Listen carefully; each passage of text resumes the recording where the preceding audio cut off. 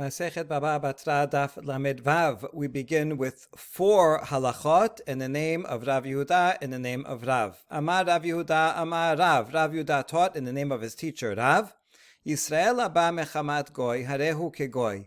Ma goy en lo hazakah ela bishtar, af Yisrael haba mechamat goy en lo hazakah ela bishtar. Let's start off with the second half of this, that a non-Jew cannot make a presumption of ownership by consuming a land for 3 years. Rather, a non-Jew, in order to establish that he owns land, has to have the deed of sale that says that he owns it. Now, why not? Why doesn't the logic of Hazakah work for a non-Jew? The answer is because, remember how it works for a Jew, that if if I'm consuming land for 3 years and nobody protests, then what am I expected to keep the deed forever? And therefore, if nobody protests, then that means that it's mine with the claim. You sold it to me and you didn't protest for 3 years, and therefore the presumption is that it's mine.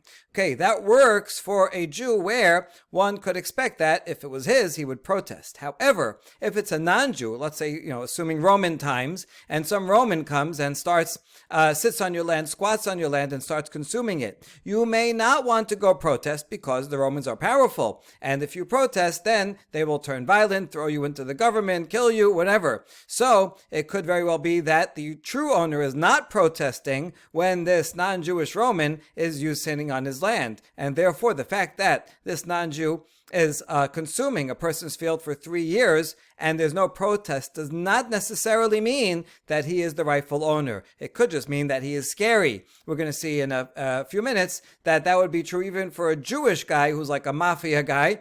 If he takes your land for 3 years and you don't protest, it's not an indication that he is the owner. Okay, so that's the law regarding a non-Jew. Now, a Jew who comes from a non-Jew, in other words, a Jew who buys it from a non-Jew, the Rav says he has the same law as a non-Jew. In other words, if a Jew is living on a land for 3 years, and he says, I have a Hazakah, I've been living here for 3 years, nobody protested, and what's his claim? His claim is, I bought it from this non-Jew, and he bought it from some Jew beforehand. That's no good. That a Hazakah of a Jew has to be that I'm here for 3 years and I bought it from that other Jew. Then it works. But he, just like the non-Jew cannot make a Hazakah, so too the Jew that comes after the non-Jew and buys it from him or claims to buy it from him also cannot make a Hazakah. The Jew that got it from the non-Jew cannot be any more have any easier time of proving his ownership than the non-Jew that he himself got it from. So that would be logical.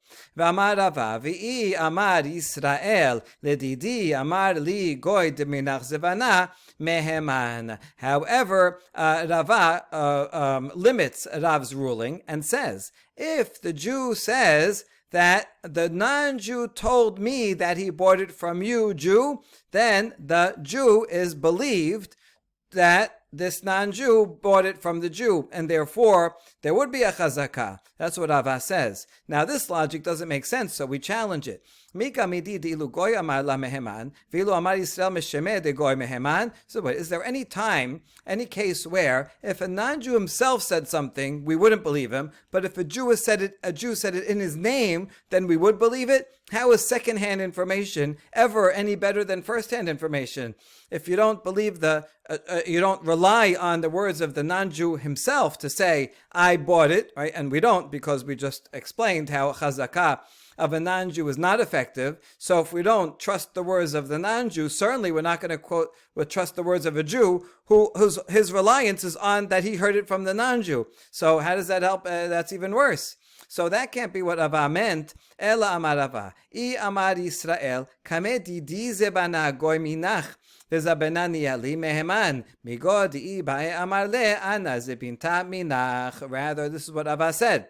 If the Jew who has a Hazakah currently, he's on this land for 3 years, and he says, you, Jew, sold it to that non-Jew in front of me. I was there when you sold it to that non-Jew. And that non-Jew then sold it to me. In that case, the Jew is believed and he has a Hazakah. He's there for 3 years and he has a valid claim that we believe. Why do we believe it? Because if he was lying, he could have said a simpler lie. He could have said, I'm here 3 years and I bought it from you directly.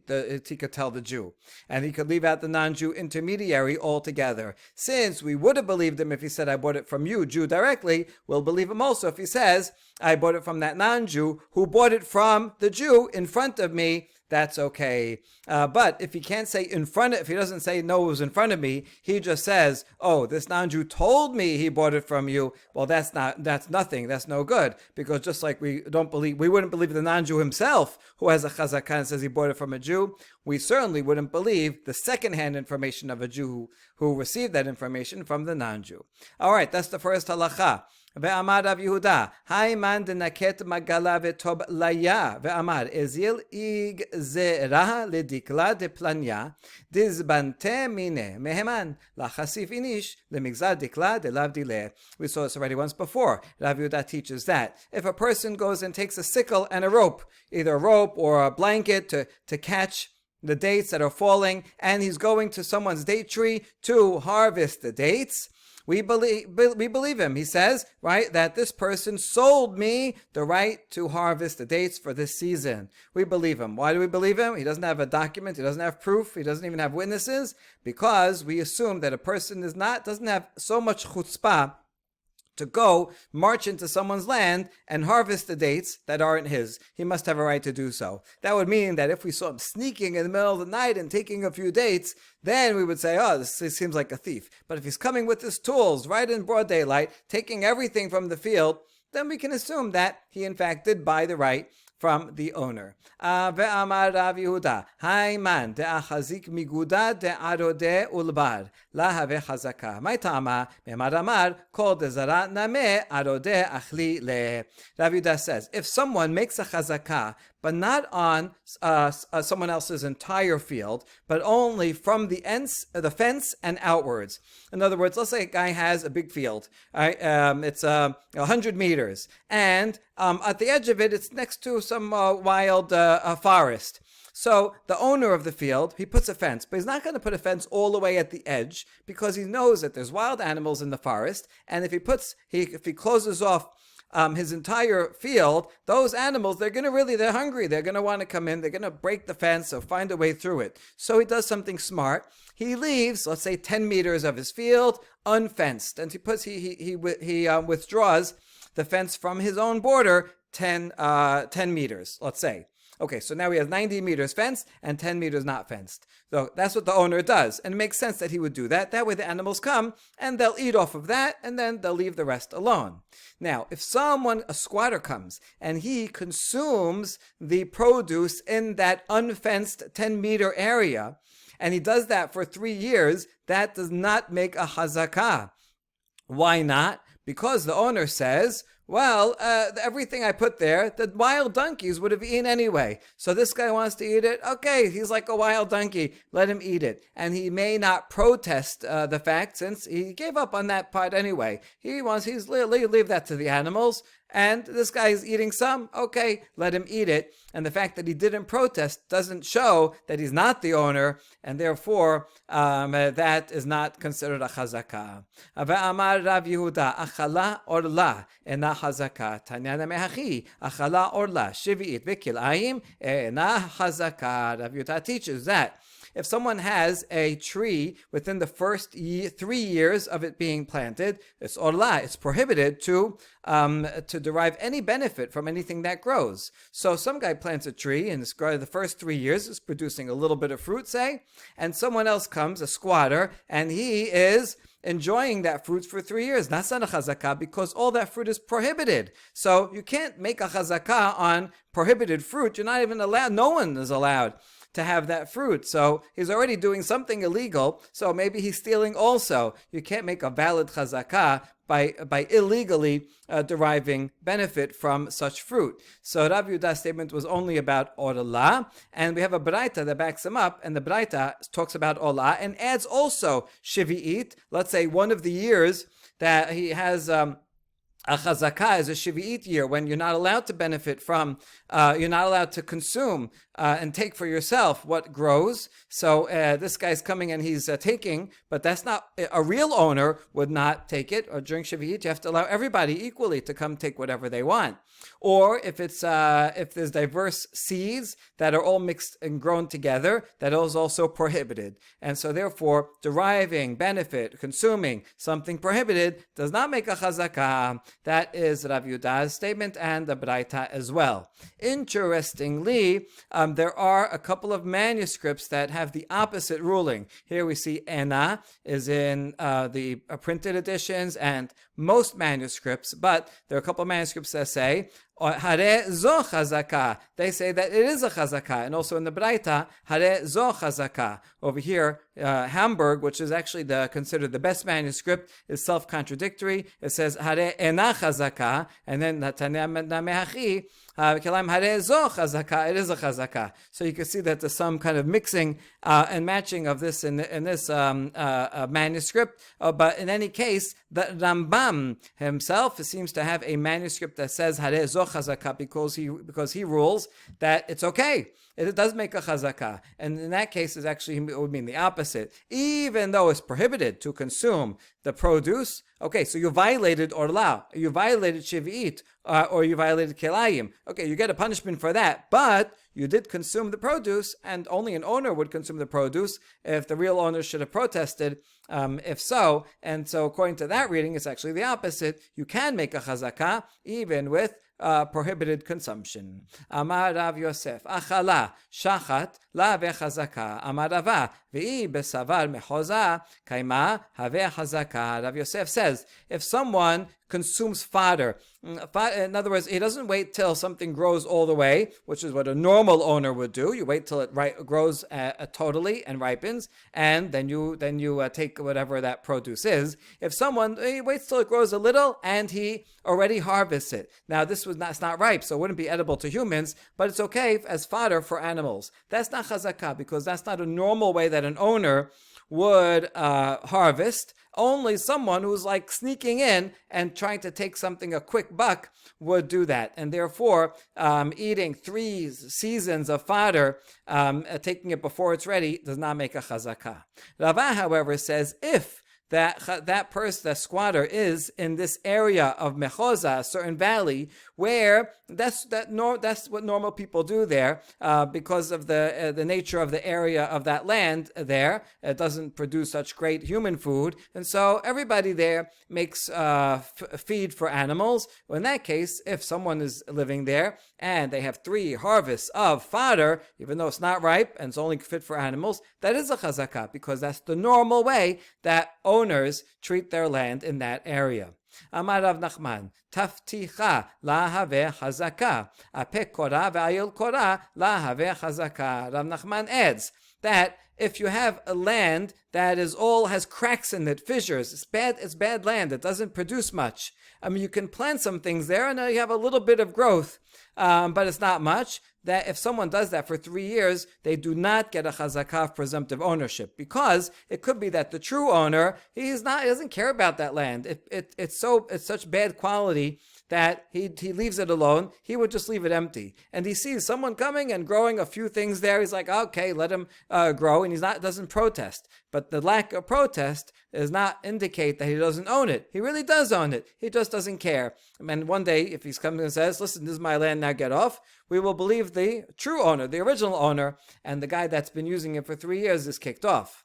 Similarly, if you have some land that also does not produce much, you have to put a quart of seed. A quart is a volume measure. If you take a quart of seed and plant it, then it grows only a quart of produce. Whatever you put in, you take out, but there's no added profit. So that's a break even, but you put a lot of work into it. So that's bad land. And if someone comes and puts in a quart and takes a quart and does that for 3 years, that's not a chazakah, because the true owner doesn't care if he's doing that. The true owner gives up on that land. He owns the land. Maybe he'll want to use it to build a house or for something else.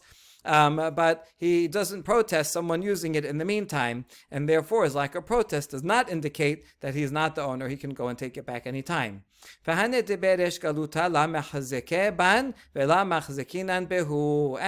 furthermore, Rav Nachman says the members of the Resh Galuta, the Exilarch, this was the head of the Jewish community in Bavel, parallel to the Nasi in Eretz Yisrael, who was the political head. They have the Resh Galuta. The Resh Galuta at sometimes was a sage, sometimes he was a sage, but not such a sage. In any case, there was often tension between the Resh Galuta, because sometimes the Resh Galuta would wield his political authority in an authoritarian way. The Resh Galuta was recognized by the government, by the Persian government, as the head of the Jewish community, and they could be pretty mafia-like sometimes. And so, if a member of the Resh Galuta comes and squats on someone's land, and that original owner does not protest, it does not indicate that he gives up on the land and that he's not the true owner. The real owner is just scared to protest, just like we said before, that if some Roman non-Jew comes on someone's land, the owner is scared to protest, and therefore, even if they're there for 3 years, it's not a Hazakah. Same thing here. If a member of the Resh Galuta comes on someone's land, the guy's just going to be quiet, because you don't want to start with the Resh Galuta, but he doesn't give up his right. So lack of protest does not indicate that it's not his.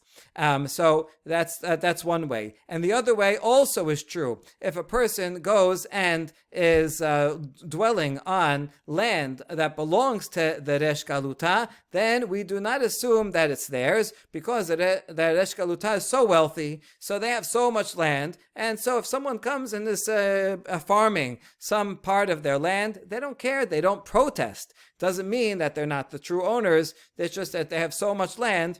It gives you a sense of how wealthy the Resh Galuta's family is. And so, if a regular person squats on land that belonged to Resh Galuta for 3 years, they cannot come to court and say, "Oh, see, it's mine." The Resh Galuta did not protest. The Resh Galuta could say, "Oh, I knew he was there. I didn't protest because I have so much land. I didn't mind him using it for 3 years, but it doesn't mean I gave up my ownership. I am still the owner." And so, therefore, the common denominator of all of these laws is that Hazakah only works if we can assume that the true owner would have protested. But if for whatever reason the true owner would not have protested, then the fact that the squatter is there for 3 years does not indicate a presumption of ownership. Next, V'ha'abadim, the Mishnah says that regarding slaves, that Hazakah is also 3 years. If I have own a slave, a maidservant, for 3 years, and nobody protests, and someone comes and says, "Hey, that's my maidservant," I can say, "No, I bought him from you, and I have him for 3 years, you didn't protest." So it's the same law, like land, applies to slaves. We ask, Abadim yesh lam hazakah, v'hamar yesh lakish hagoderot, and lam hazakah. Is that true that the law of hazakah of 3 years can apply to slaves? After all, Resh Lakish said that regarding livestock, things that move around, you cannot make a Hazakah. Why can't you make a Hazakah for them? Because they move on their own, right? They're walking around, they come here and there, and maybe they just wandered off onto your land, and now they're just there. Just because they're on your land doesn't mean it's yours.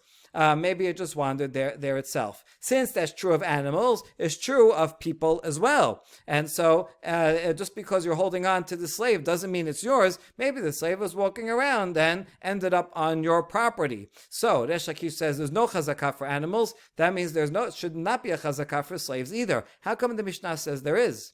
Amar Rava, en lehem chazakah le'altar, aval yesh lehem chazakah le'achar 3 shanim. Rava explains that there's 2 types of chazakah. These things that move on their own, there's no immediate chazakah. Okay, this meaning of chazakah is talking about movable items that are inanimate. Those types of items, like a cup, right? If I'm holding on to a cup or a wallet or whatever, an item that doesn't move on its own, so whoever is holding on to it is the presumed owner. If I have a piece of jewelry in my hand and we come and someone says, "Hey, that's my jewelry," I say, "No, look, it's in my hand. So you prove that it's yours if you want to get it." For that type of chazakah, you only need to have it for immediately, just 1 minute, right? It's here, it's in my hand. I don't have to show that I've had it for 3 years, because we say possession For movable, inanimate objects, possession is presumption of ownership. And you don't need a deed because people don't make deeds for every movable item that they own. So Rava is explaining that when it comes to things like jewelry or money or utensils, holding it just for 1 minute, that creates a Hazakah. We presume it's yours if you're holding it in your hand. However, animals and slaves, things that move around on their own, that's not true, because let's say this cat is in your house. Does that mean it's yours? Not necessarily. Maybe it just wandered in. Cats move on their own. Sheep, people, slaves, they move on their own. So because it's in your property, does not mean it's yours in terms of an immediate chazakah. That's a major difference between things that move on their own and things that don't move on their own. However, when it comes to chazakah of 3 years, in that case, there is a chazakah for animals and slaves, because the logic that we said regarding land applies here also. If someone's ox wandered, could be it wanders into someone else's field, so therefore immediately it doesn't mean it's yours. But if it's there for 3 years and the original owner doesn't protest, well, why didn't you protest? For 3 years, right? Your ox was gone and you didn't say anything. Your slave wandered off and came into your house. And for 3 years you didn't say anything, well then, that's weird. Why don't you say anything for 3 years? Therefore, if someone has a slave or an animal for 3 years and says, I bought it from you, I have it for 3 years, you didn't protest, that is a valid chazakah. Okay, so that's a good clarification. Amar Rava, im haya katan mutal ba'arisa, yesh lo chazakah le'altar. Rava says further, based on the principle that he just said, that if you have a baby that goes around in a crib, baby that doesn't walk, doesn't crawl, well, and you find it in someone's property, let's say it's a slave, then there is a chazakah immediately, because a baby, even though it's a human being, doesn't move on its own. So therefore, a baby is like a piece of jewelry or like a utensil. If it's in my property, then, well, how did it get there? Baby didn't come by himself. Therefore, someone must have placed him here, and therefore, if it's in my property, then you assume it's mine. Just like if I'm holding on to jewelry, then you assume it's mine. What, is your baby? Prove that that's so. We ask, Beshita, isn't that obvious? It's not moving on its own, so obviously possession would be presumption of ownership. La siricha di'it le'ima.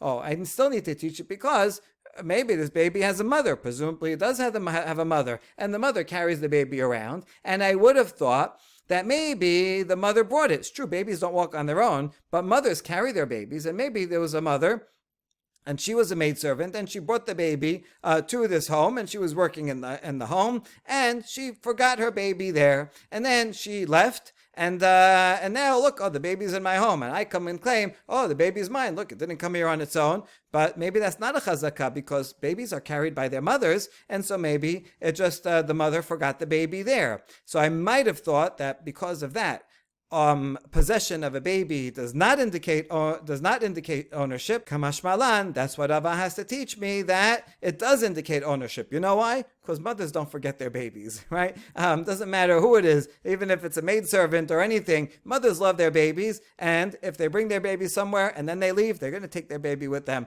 Their mothers never forget their kids, and therefore, if there is a baby in someone's possession and the mother's not there, then we assume the mother did not leave the baby there and forgot her there, but rather we assume that there was a legitimate way this maybe was sold, which is kind of ironic. A mother would never forget her baby, but a mother might sell her baby. I don't know. But that could be, and therefore it is a valid claim to say, hey, this baby is here. I own this baby. I bought it. I bought the baby as a slave. And therefore possession is mine because it can't move on its own.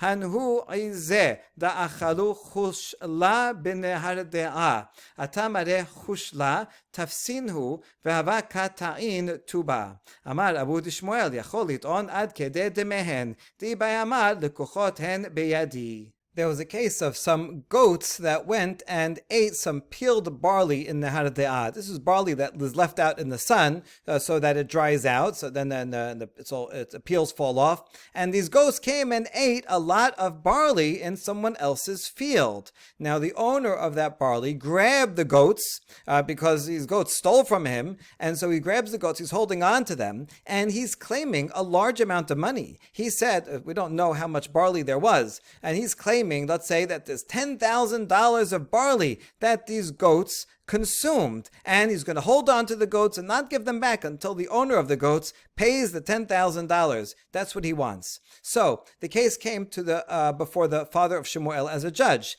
and he ruled that the owner of the barley can claim up to the value of the goats. Let's say the goats are worth $7,000. So he can claim $7,000, but not the first $10,000. But the $7,000 he can, and they have to pay that.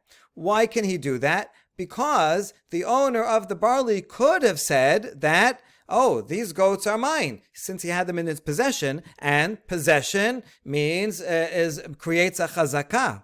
And since he could have said, oh, these are my goats, and the other guy, he would have no claim. He could have claimed the Hazakah and gotten the $7,000. Therefore, we will also believe him that the goats ate $7,000 worth of barley, and they have to pay that much. The $10,000 that he claimed, he has no proof for, so he can't claim that extra $3,000. Now we ask about this ruling. V'amar Resh Lakish hagodrot en lahem chazakah.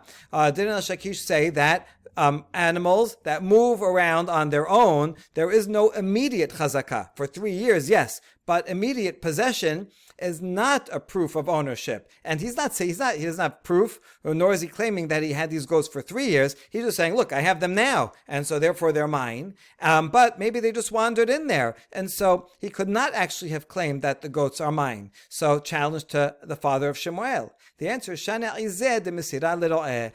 Goats are different from other animals. Other animals, they walk around on their own and they can wander in. But goats don't wander on their own because they're given to shepherds. A goat is always under the jurisdiction of the owner, who gives it to the shepherd, who gives it back to the owner.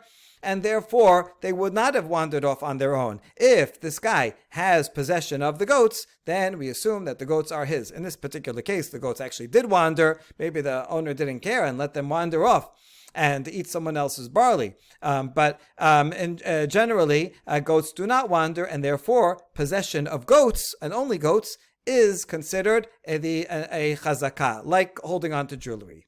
Vaika safra ufanya, hold on. Even though goats generally are shepherded, but you have the problem of the morning and the evening. The way it would generally work is that, let's say you have someone in a town that owns goats, so he would let a shepherd take his goats during the day.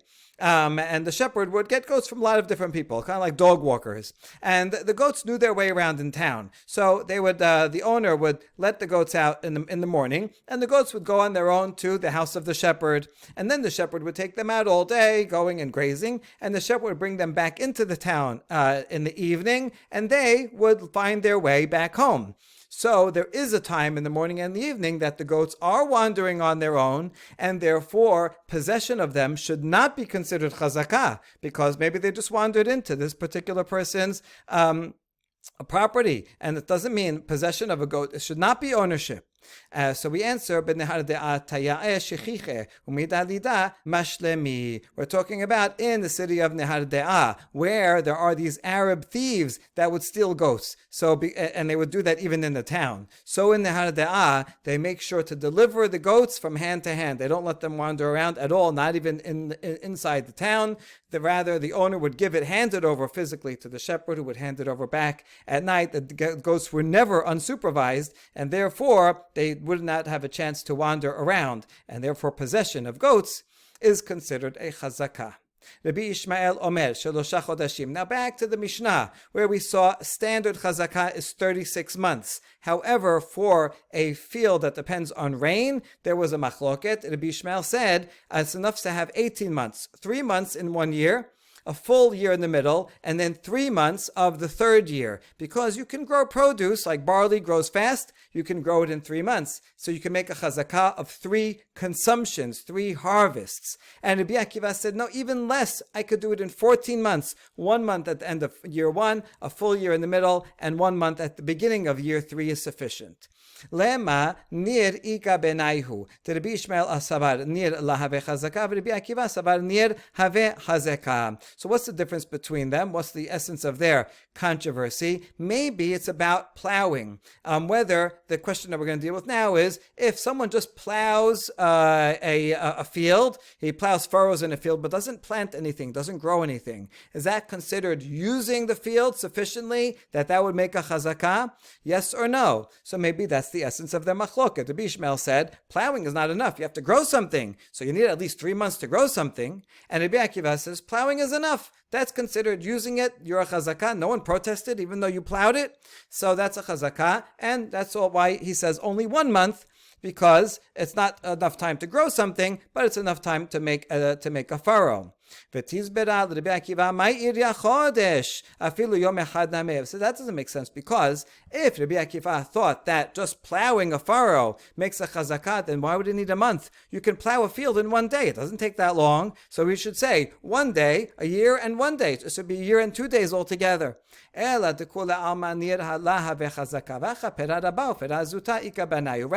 it must be that both Rabbi Akiva and Rabbi Ishmael, the Kulam doesn't mean everybody in the world, just means these 2 sages, as we'll see in a minute, think that plowing a furrow does not make a chazakah. And what is their machloket? It's about major produce or minor produce. Rabbi Ishmael thinks that you have to grow a real produce, some barley or something that grows in 3 months and it grows fully and ripens. That's what you need. Rabbi Akiva says it's sufficient for a minor produce, even if it just grows somewhat and you're cutting it down early and you can use it for fodder, but it grows something. A furrow is not enough, but a small amount of growth is sufficient, even if it's not full growth for Rabbi Akiva. Tenora Banan. Now that we mentioned the idea of a furrow being a chazakah, even though these 2 sages do not think so, we have a braita that thinks that quotes other sages that do think a furrow is a chazakah.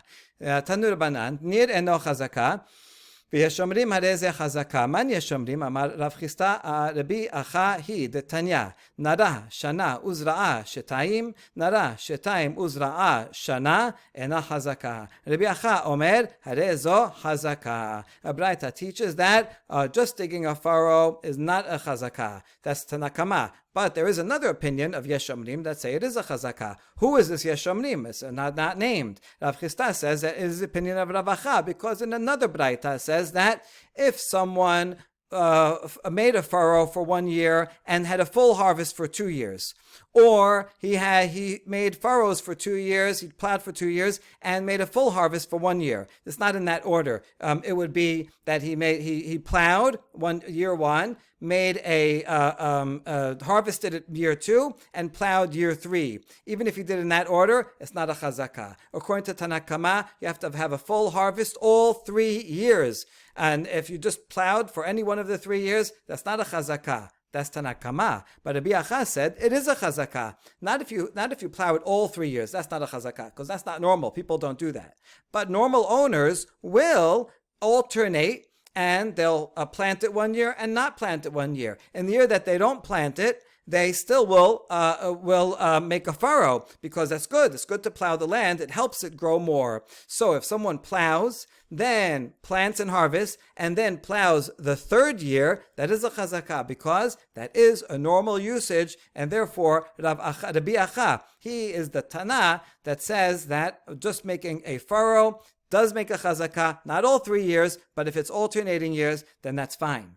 אמר רב אשי, שאלית כל גדולי הדור, ואמרו לי, ניר הרי זו חזקה. Rav Ashi says, I asked all the great sages of the generation, and they agreed with Rabbi Acha that making a furrow is considered a Hazakah. Amar le Rab Bevai le Rab Nachman. My tama demanda amar nir have Hazakah. La abidinish de karibu le lar aveshatik. So Rab Bevai asked Rab Nachman, what's the reason for the explanation for the opinion that says that plowing does make a Hazakah? And he explained it's because a person is not going to let his land be plowed by someone else and remain silent. What are you doing on my land? Right, get off. Even though he's just like, someone's shoveling your snow on your property. He says, get off, even though he's doing something helpful, right? I don't want someone working on my land. So generally someone would protest. And therefore, if someone's is making furrows in someone's land and no one's protesting, then that means that it belongs to them. And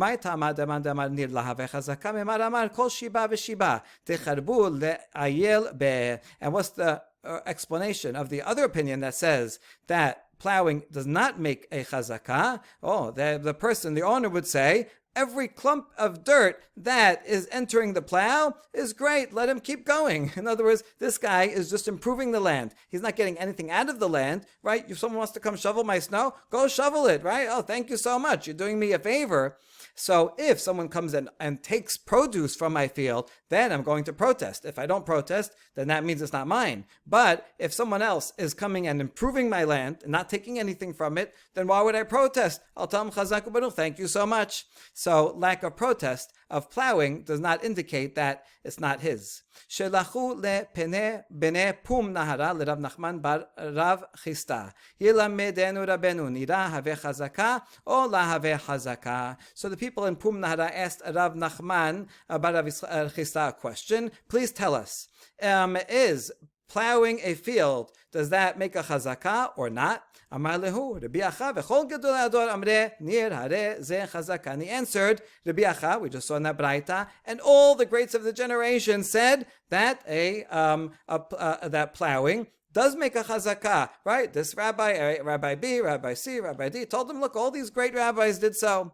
Amar Rav Nachman bar Yitzchak, ributa lemechashav gabre. There's a great line. Nachman bar Yitzchak says, oh, is it such a great thing that you can list that you can list sages? Okay, you made a long list. Does that prove that the halacha is like them just because you have a long list of sages that say one way? But what about the other side? Ha Rav Ushmuel beBavel, v'Rabbi Ishmael v'Rabbi Akiva be'Eretz Yisrael amre nir la v'chazaka. Look at the great sages in Bavel, Rav and Shemuel, the first generation Amoraim. And in Eretz Yisrael, they have the Tanaim, Rabbi Ishmael and Rabbi Akiva. They all say that plowing does not make a chazakah. And therefore, okay, you have a long list of eminent sages, but I have 4 of the greatest Gedolei Hador of their generations, and they disagree. So it's not, your list is it's not a big deal to keep adding more people to one list if you don't consider the other side. Rabbi Ishmael and Rabbi Akiva matnitin hi. How do we know Rabbi Ishmael and Rabbi Akiva think that plowing does not make a chazakah? That's in our Mishnah. They said you need either 18 months or 14 months, but whatever it is, that you don't need a whole month or certainly not 3 months to make a plow, to plow a field. You only need 1 day. So for sure, they think you need more than just plowing. You need to actually grow something. Rav Maihi, where does Rav say this? Da'amar Rav Yehuda Amar Rav. Zo divrei Rabbi Ishmael ve'Rabbi Akiva. Aval chachamim omrim chazkata 3 shanim miyom liyom. Miyom liyom lemute mai. Lav lemute nir de la. Rav Yehuda Amar Rav. We started the daf off with statements of Rav Yehuda in the name of Rav. And so now here's another one. Says that the Mishnah is the words of Rabbi Ishmael and Rabbi Akiva. However, Chachamim disagree with Rabbi Ishmael and Rabbi Akiva, and they say that a chazakah is 3 years from day to day, even in a rain field. And so when they say from day to day, why do they have to emphasize that? To exclude what?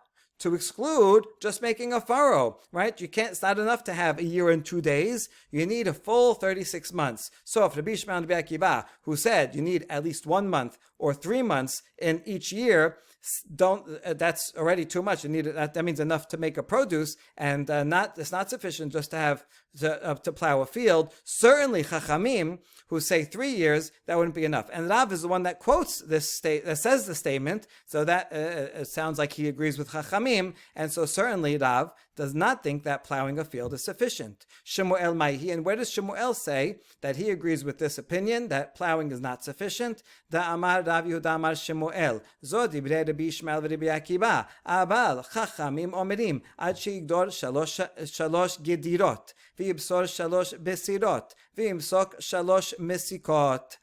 He says that the Mishnah is the ruling of Rabbi Yishmael and Rabbi Akiva. However, the sages disagree with them, and they say in order to make a Hazakah, it's not sufficient just to have 14 months or 18 months. You have to have 3 date crops harvests, or 3 grape harvests, or 3 olive harvests, and those would be in 3 separate years, right? Separated by a large amount of time. So certainly, just plowing a field, which only takes 1 day, would not be sufficient. Mai benayu. Last question. What would be the difference between Rav and Shemuel? Both of them disagree with Rabbi Yishmael and Rabbi Akiva, and they seem to indicate a longer amount of time.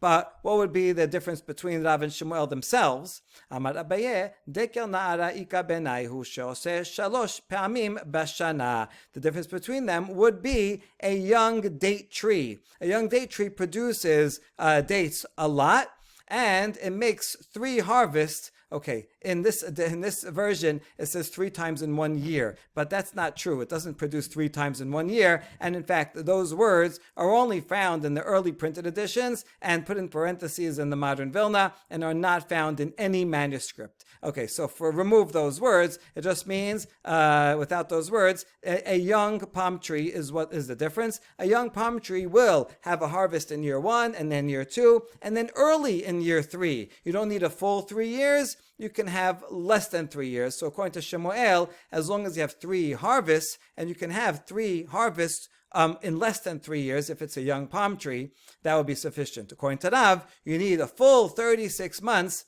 in order to make a Hazakah. Baruch Adonai Leolam. Amen ve'amen.